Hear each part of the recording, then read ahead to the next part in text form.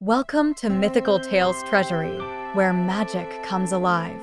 Join us for enchanted adventures and endless imagination. Subscribe and embark on a journey with us. Today, Annie the Croco Bear will tell you the story of the false prince and the true. Let's listen. The False Prince and the True. The king had just awakened from his midday sleep, for it was summer, and everyone rose early and rested from 12 to 3, as they do in hot countries. He had dressed himself in cool white clothes, and was passing through the hall on his way to the council chamber, when a number of young nobles suddenly appeared before him, and one amongst them stepped forward and spoke. "Sire, this morning we were all playing tennis in the court, the prince and this gentleman with the rest, when there broke out some dispute about the game. The prince lost his temper, and said many insulting things to the other, who was playing against him, till at length the gentleman whom you see there struck him violently in the face, so that the blood ran from his mouth and nose. We were all so horrified at the sight, that we should most likely have killed the man then and there, for daring to lay hands on the prince, had not his grandfather the duke stepped between and commanded us to lay the affair before you." The king had listened attentively to the story, and when it was ended he said, "I suppose the prince had no arms with him, or else he would have used them." "Yes, sire, he had arms. He always carries a dagger in his belt." But when he saw the blood pouring from his face, he went to a corner of the court and began to cry, which was the strangest thing of all. On hearing this, the king walked to the window and stood for a few minutes with his back to the room, where the company of young men remained silent. Then he came back, his face white and stern. "I tell you," he said, "and it is the solemn truth, that I would rather you had told me that the prince was dead, though he is my only son, than know that he would suffer such an injury without attempting to avenge it. As for the gentleman who struck him, he will be brought before my judges, and will plead his own cause, but I hardly think he can escape death, after having assaulted the heir to the crown." The young man raised his head as if to reply, but the king would not listen, and commanded his guards to put him under arrest, adding, however, that if the prisoner wished to visit any part of the city, he was at liberty to do so properly guarded, and in 15 days he would be brought to trial before the highest judges in the land. The young man left the king's presence, surrounded by soldiers, and accompanied by many of his friends, for he was a great favorite. By their advice he spent the 14 days that remained to him going about to seek counsel from wise men of all sorts, as to how he might escape death, but no one could help him, for none could find any excuse for the blow he had given to the prince. The 14th night had come, and in despair the prisoner went out to take his last walk through the city. He wandered on hardly knowing where he went, and his face was so white and desperate that none of his companions dared speak to him. The sad little procession had passed some hours in this manner, when, near the gate of a monastery, an old woman appeared round a corner, and suddenly stood before the young man. She was bent almost double, and was so wizened and wrinkled that she looked at least 90, only her eyes were bright and quick as those of a girl. "Sir," she said, "I know all that has happened to you, and how you are seeking if in any wise you can save your life. But there is none that can answer that question save only I myself, if you will promise to do all I ask." At her words the prisoner felt as if a load had all at once been rolled off him. "Oh, save me, and I will do anything," he cried. "It is so hard to leave the world and go out into the darkness." "You will not need to do that," answered the old woman, "you have only got to marry me, and you will soon be free." "Marry you?" exclaimed he, but, I am not yet 20, and you, why, you must be 100 at least." "Oh, no, it is quite impossible." He spoke without thinking, but the flash of anger which darted from her eyes made him feel uncomfortable. However, all she said was, "As you like, since you reject me, let the crows have you," and hurried away down the street. Left to himself, the full horror of his coming death rushed upon the young man, and he understood that he had thrown away his sole chance of life. Well, if he must, he said to himself, and began to run as fast as he could after the old crone, who by this time could scarcely be seen, even in the moonlight. Who would have believed a woman past 90 could walk with such speed? It seemed more like flying. But at length, breathless and exhausted, he reached her side, and gasped out, "Madam, pardon me for my hasty words just now. I was wrong, and will thankfully accept the offer you made me." "Ah, I thought you would come to your senses," answered she, in rather an odd voice.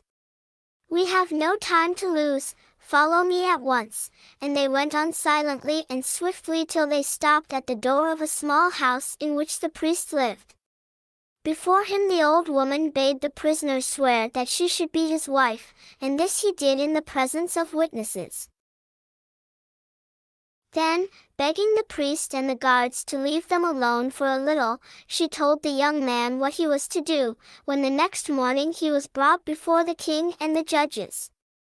The hall was full to overflowing when the prisoner entered it, and all marveled at the brightness of his face.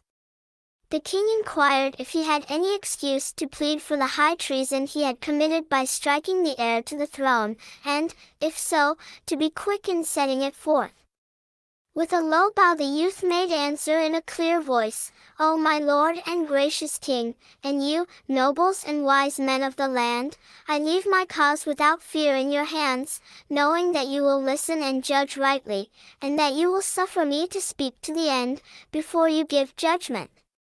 For 4 years, you, O king, had been married to the queen and yet had no children, which grieved you greatly.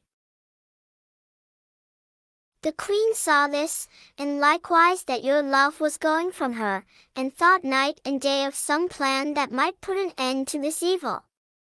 At length, when you were away fighting in distant countries, she decided what she would do, and adopted in secret the baby of a poor quarryman, sending a messenger to tell you that you had a son.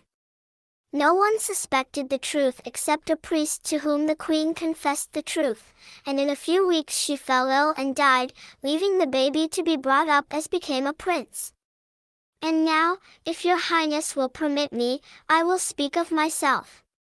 "What you have already told me," answered the king, "is so strange that I cannot imagine what more there is to tell, but go on with your story." "One day, shortly after the death of the queen," continued the young man, "your highness was hunting, and outstripped all your attendants while chasing the deer. You were in a part of the country which you did not know, so seeing an orchard all pink and white with apple blossoms, and a girl tossing a ball in one corner, you went up to her to ask your way. But when she turned to answer you, you were so struck with her beauty that all else fled from your mind. Again and again you rode back to see her, and at length persuaded her to marry you. She only thought you a poor knight, and agreed that, as you wished it, the marriage should be kept secret. After the ceremony you gave her 3 rings and a charm with a cross on it, and then put her in a cottage in the forest, thinking to hide the matter securely. For some months you visited the cottage every week, but a rebellion broke out in a distant part of the kingdom, and called for your presence. When next you rode up to the cottage, it was empty, and none could inform you whither your bride had gone. That, sire, I can now tell you," and the young man paused and looked at the king, who colored deeply. "She went back to her father the old duke, once your chamberlain, and the cross on her breast revealed at once who you were. Fierce was his anger when he heard his daughter's tale, and he vowed that he would hide her safely from you, till the day came when you would claim her publicly as your queen. By and by I was born, and was brought up by my grandfather in one of his great houses. Here are the rings you gave to my mother, and here is the cross, and these will prove if I am your son or not." As he spoke, the young man laid the jewels at the feet of the king, and the nobles and the judges pressed round to examine them. The king alone did not move from his seat, for he had forgotten the hall of justice and all about him, and saw only the apple orchard as it was 20 years ago, and the beautiful girl playing at ball. A sudden silence round him made him look up, and he found the eyes of the assembly fixed on him. "It is true, it is he who is my son, and not the other," he said with an effort, "and let every man present swear to acknowledge him as king, after my death." Therefore one by one they all knelt before him and took the oath, and a message was sent to the false prince, forbidding him ever again to appear at court, though a handsome pension was granted him. At last the ceremony was over, and the king, signing to his newly found son to follow him, rose and went into another room.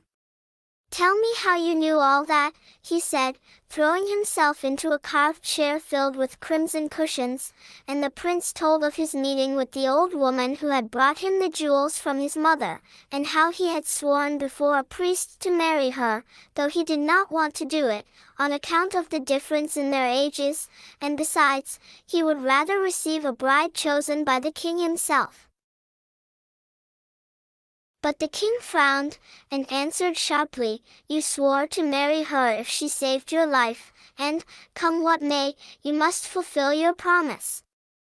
Then, striking a silver shield that hung close by, he said to the equerry who appeared immediately, "Go and seek the priest who lives near the door of the prison, and ask him where you can find the old woman who visited him last night, and when you have found her, bring her to the palace."